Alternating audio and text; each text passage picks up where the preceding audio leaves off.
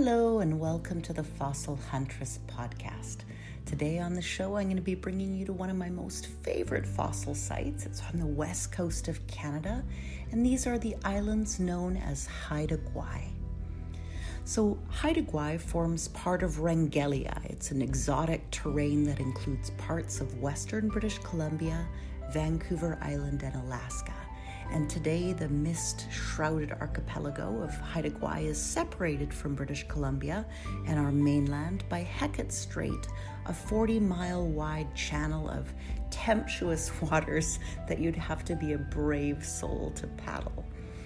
The islands have gone by many names. To the people who call the islands home, Haida Gwaii means Island of the People.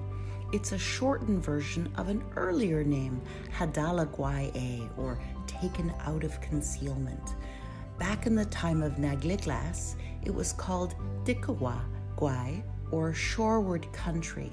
But by any name, the islands are a place of beauty and spirit and enjoy a special place in both the natural and supernatural world and my heart.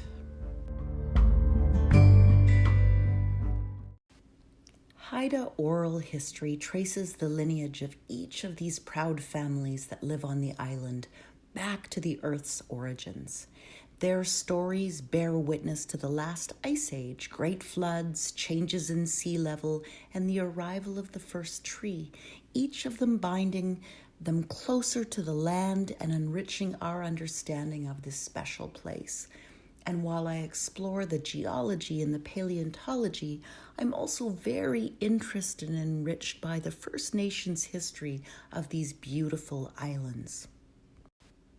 In the Haida stories within their oral tradition, they speak of a time when the strait, Hecate Strait, that body of water that divides the current islands from the mainland of British Columbia, was mostly dry. It was dotted here and there with lakes and with a stepping stone structure that you could move between the islands and the mainland. And when we take a look at soil samples from the seafloor of Hecate Strait, we find wood and pollen and other terrestrial plant materials that speak to a tundra-like environment. So whether or not the strait was ever bone dry, which I doubt, there was certainly a way to cross it on foot versus purely in a boat or in a canoe. Today, the highest peaks are often bare of vegetation and snow-covered during much of the year. But back in the time of the glaciers, these same mountains were the birthplace of advancing ice. Precipitation and a significant drop in temperature gave rise to the Haida Gwaii ice sheet, a thick mass of flowing ice that ran tandem with the Cordillera sheet in the Hecate lowlands. The melting of the last glaciers on Haida Gwaii had a significant impact, both in terms of sea level, which was transformed and raised up as all that ice was released as liquid, and the Haida Gwaii Islands themselves. There was a simultaneous rise of the continental edge and a fall of these islands. So the rise in sea level transformed the westernmost highlands and mountains of ancient BC into the archipelago of Haida Gwaii that we see today. Hecate Strait served the Haida much as the English Channel served the British after the Norman conquest. So it was a formidable moat that discouraged attacks from the mother continent, and for people wanting to come across and trade, it took a brave soul. This is a big body of water, and I've only ever crossed it in a boat in the last 20 years, so I don't know what it would have been like with more or less water in that moat, but it is a vicious, vicious body of water. So it's a brave soul willing to do it in a larger boat, which I've done. But I cannot imagine the brave souls paddling out from Haida Gwaii in their canoes to forage onto the mainland or to go south down and connect with Vancouver Island all the way down to Victoria to trade. As well as a rich modern First Nations history of the islands, which is a delightful piece to explore, the geology and paleontology of Haida Gwaii is outstanding. There was a GSC, so a Geologic Survey of Canada geologist and paleontologist, Joseph White-Eaves, based in Ottawa, who did some amazing work back in the day. His first published paper on mostly the Jurassic and Cretaceous faunas of Haida Gwaii, and particularly Skidegate Inlet, was published in 1876. And this particular publication furthered his reputation and whet my appetite for the wonders of this island. Whitey's work on the paleontology of Haida Gwaii provided an excellent reference, so it's a great tool that others have built upon. On one of our field trips to the island, we went to the rugged, beautiful Cretaceous exposures of Lena Island. And we'd planned this trip as part of a trip of a lifetime. So every 2 years, so back in the day, I was the chair of the Vancouver Paleontological Society. So I say I was the chair for about 15 years, but when I actually look back, I think I was a member for 15 years and I think chair for about a decade. But in any case, we would do 10 meetings a year, and sometimes 11, and 10 field trips a year, so local exposures once a month, and we would do a talk every month except August. So from January to December, we met once a month and gave a talk, and then in August, we would always plan a big trip, and every 2 years, we would plan a trip of a lifetime.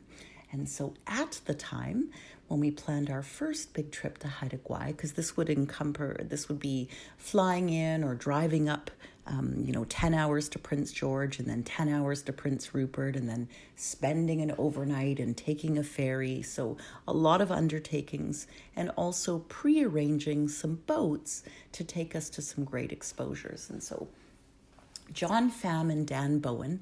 Dan is the current chair, and he was the chair at that time too, of the Vancouver Island Paleo Society. And at the time, John was a member of the VIPS, and I was the chair of the VanPS. And today, I'm a member of the VIPS, and he's vice chair of the VanPS. So we've kind of switched roles. But the three of us got together and planned an amazing trip. So we wanted to go up to Haida Gwaii.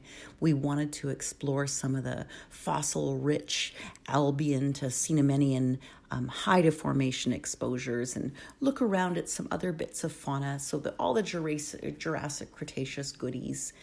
One of my very favorite ammonite species comes from Haida Gwaii. So it's a Duvillaceras, kind of a chunky, monkey, double-handed ammonite with big, nice, deep ribs. It's a very satisfying species.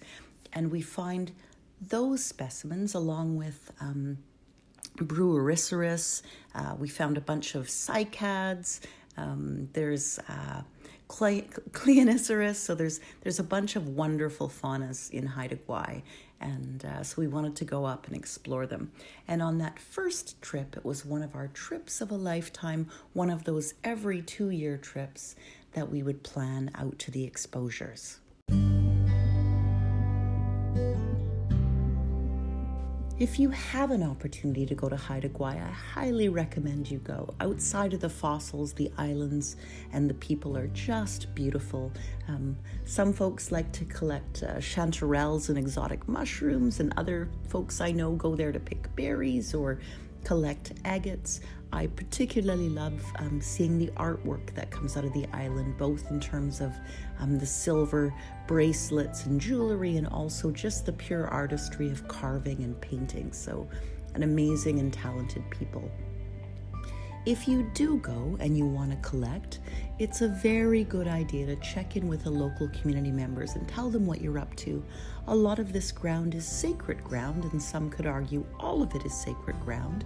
So you want to make sure you're collecting at beach exposures, and that you're really mindful of not leaving rubble or sort of broken rock along the beach edge. Collect close to the water's edge and make sure that those pieces go below the tide line so that they can be washed away. The concretions here are big, so they range in size, but most of what I collected from Haida Gwaii were in big sort of bowling ball or larger size concretions, which is great because they travel very well. there's an urge to kind of beach prep, so to smash things on the beach with a sledgehammer.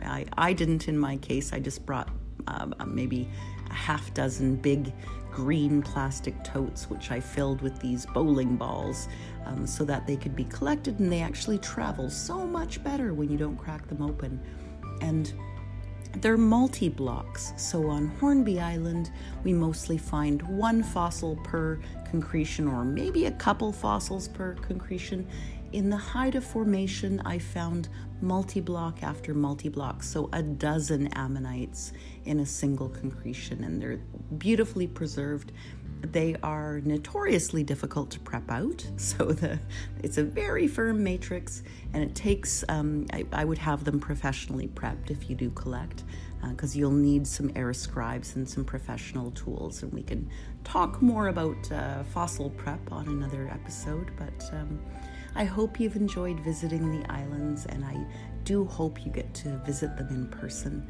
I will post about them so that you can see some photos of what the collecting sites look at, and I hope you have a beautiful day. Thanks so much for listening.